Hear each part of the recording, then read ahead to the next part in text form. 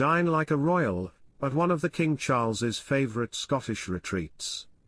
King Charles is opening one of his favourite Scottish retreats to private diners this summer, offering visitors a unique chance to follow in his footsteps. For the first time, members of the public can book an exclusive dining experience at the Castle of Mey, once home to the Queen Mother and still a summer holiday base for the monarch. Groups of up to 12 can take a champagne tour of the 16th-century castle in Caithness before enjoying a bespoke three-course menu created by a local chef. Dinner will be served at the King's table in the dining room, which His Majesty still uses, with the option of a whisky or gin tasting in the drawing room and live music from a piper to follow. Welcome to Royal Pancakes. If you are new here, please don't forget to subscribe and click the notifications bell, so you don't miss any news about the British monarchy.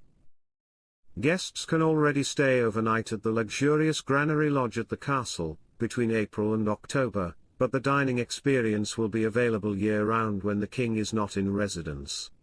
The five-star guesthouse overlooks the Pentland Firth, with views to Orkney on a clear day and sometimes even the Northern Lights.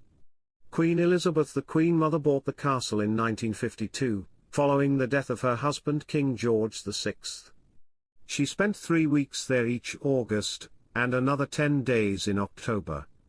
In 1996 she gifted it to the Queen Elizabeth Castle of Mey Trust, which opened it to the public for the first time after her death in 2002. It now attracts tens of thousands of visitors a year and is open 7 days a week from May to September, apart from a period in late July and early August when the King and Queen return there for a holiday.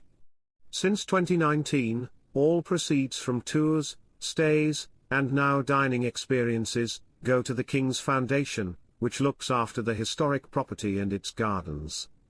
The charity also offers education courses for over 15,000 students annually, health and well-being programs for nearly 2,000 people every year, and supports traditional arts and crafts.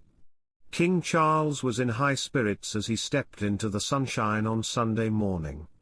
The King, 75, was seen attending a service at St. Mary Magdalene Church in Sandringham, Norfolk. The monarch attended the service without his wife, Queen Camilla, instead choosing to spend the morning with 2 close friends. Charles kept largely to himself as he walked towards the church, giving a brief glance to onlookers before greeting Reverend Canon Paul Williams with a warm smile. The royal looked smart in grey suit trousers and a matching tailored blazer, which he paired with brown suede boots.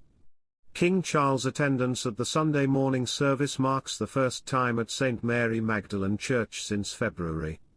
The monarch, who had just been diagnosed with cancer at the time, was a regular attendee at church alongside Queen Camilla in the weeks after being discharged from hospital.